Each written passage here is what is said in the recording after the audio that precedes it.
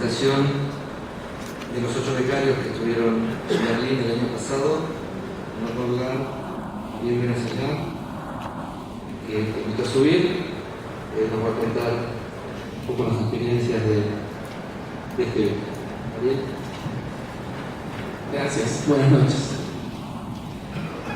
Ante todo quiero agradecer en mi nombre y en nombre de mis compañeros de viaje a la Embajada de Alemania en Argentina y a la DAIA, y en especial a Dan Freigan y a Ariel Luften por el esfuerzo puesto en la realización del concurso Berlín Ciudad Cultural, por el esfuerzo puesto en el viaje que realizamos a Alemania en septiembre del año pasado y por el esfuerzo puesto en la edición del libro que compila toda esa experiencia y que hoy estamos presentando. En primer lugar, me gustaría aprovechar este espacio para contarles qué fue lo que me llevó a participar del concurso. En 2007 pude viajar a Europa por mi cuenta. Decidí que una de las ciudades que no quería dejar de visitar era Berlín, y me parece bueno traer esta anécdota porque es justamente el pensamiento contrario al de muchos judíos argentinos que aún hoy, sensibles a la Shoah, aseguran que el último lugar del mundo que pisarían es Alemania. Yo quería visitar Berlín porque me parece que es una de las ciudades que fue testigo de muchos de los acontecimientos históricos más significativos del siglo XX. Después de estar unos días en esa ciudad me di cuenta que esta impresión que tenía se quedaba corta. Berlín no solo era un ícono de toda esa historia que yo estaba buscando, sino que era más. De alguna forma toda esa historia estaba hecha carne en la ciudad. La ideología estaba encarnada en las calles, en las construcciones, y la historia se podía apreciar como en capas en toda la ciudad. El mejor ejemplo que se me ocurre para ilustrar esto es el actual Ministerio de Hacienda alemán, un edificio macizo e imponente, donde funcionó el Ministerio de Aviación del régimen nazi, y que irónicamente es una de las pocas construcciones que sobrevivió a los bombardeos durante la guerra. Ese mismo edificio funcionó después de 1945 como el Ministerio de Trabajo de Alemania del Este. De este periodo histórico ha sobrevivido en su fachada un largo mural que pinta idealmente la utopía socialista del trabajo libre de explotación.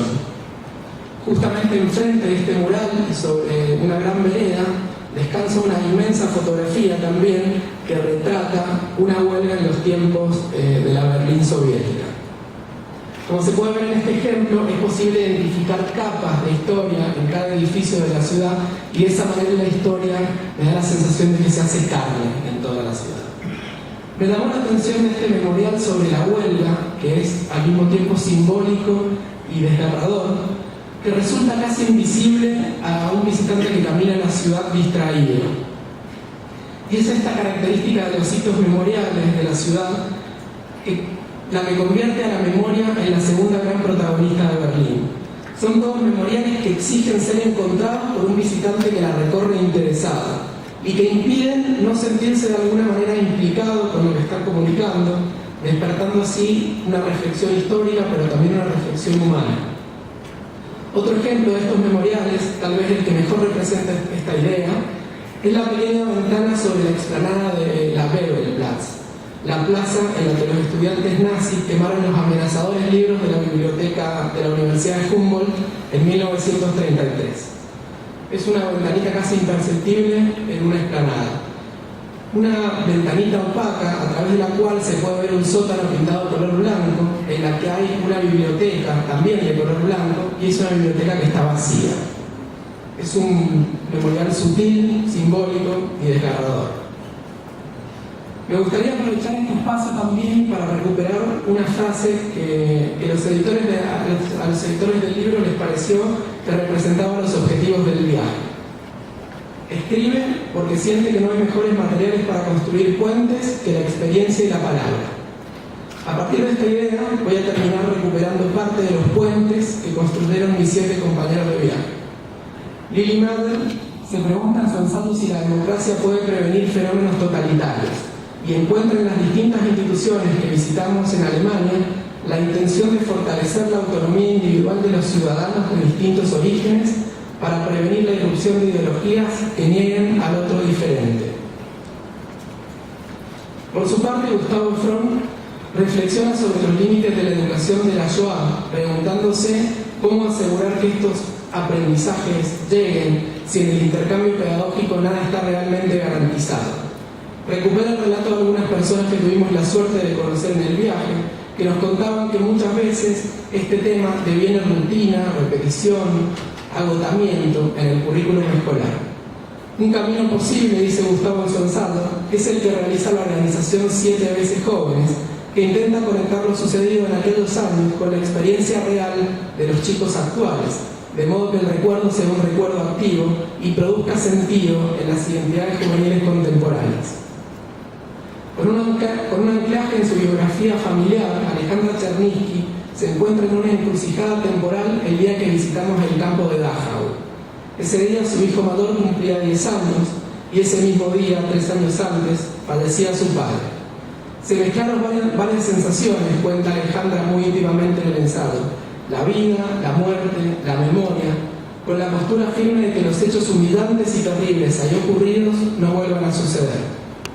Laura Schenker analiza la construcción de los monumentos del Holocausto de Berlín, revisando al mismo tiempo los discursos sociales que materializan esos lugares de la memoria, los cambios de paradigma en los modos de definir a los victimarios, extendidos a la sociedad civil por su consenso pasivo o activo, la construcción oficial de la historia por parte del Estado y la demanda de actores que buscan expresar sus sentidos particulares respecto del pasado.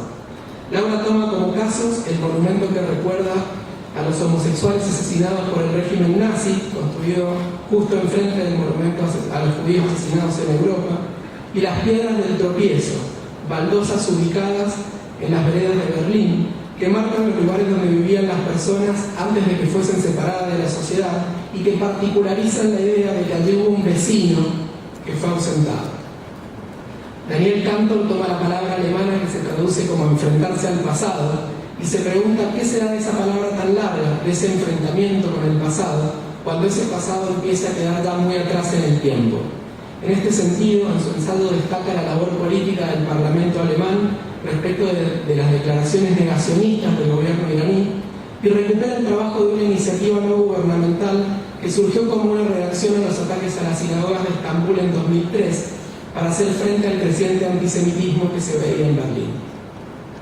En un registro más íntimo, Miguel Laufer habla sobre reconstrucciones, en especial sobre la reconstrucción de la identidad personal frente al hecho de enterarse que es nieta de sobrevivientes de la Shoah y asumirlo como una responsabilidad que ha determinado gran parte de su vida, ya que se dedica a la enseñanza de la Shoah. Según Miguel, la beca le permitió cruzar el puente de su propia historia, dar un paso que no se había animado a dar, como otros tantos judíos en Argentina: visitar Alemania. Y recupera del viaje el encuentro con otros jóvenes alemanes en los que pudo reconocerse, reconociendo en ese otro la misma necesidad de reconstrucción de la identidad personal. Finalmente, Adrián Pérez, que es otro judío que no tenía pensado visitar Alemania, dice: camino por las calles de Berlín con el prejuicio de quien nunca tenía pensado hacerlo, y en esas calles encuentra contrastes, deportados y masacrados antes, invitados y bienvenidos ahora, dice Adrián. Cómo cambia un país, cómo cambia su gente, es encontrar a cada paso el recuerdo del horror. Es no ver monumentos a triunfos bélicos o a grandes líderes guerreros, y sí encontrar en cambio monumentos a los errores. Es comprobar el esfuerzo permanente por recordar lo que no debe volver a pasar. Y termina diciendo sobre el pueblo alemán: se trata de un pueblo que se hace responsable de sus irreparables errores y que está dispuesto a trabajar incansablemente, no solo para no olvidarlos, sino principalmente para no repetirlos. Un pueblo que para un judío de Argentina ya no es solo el recuerdo de lo peor, sino también un ejemplo para otras naciones.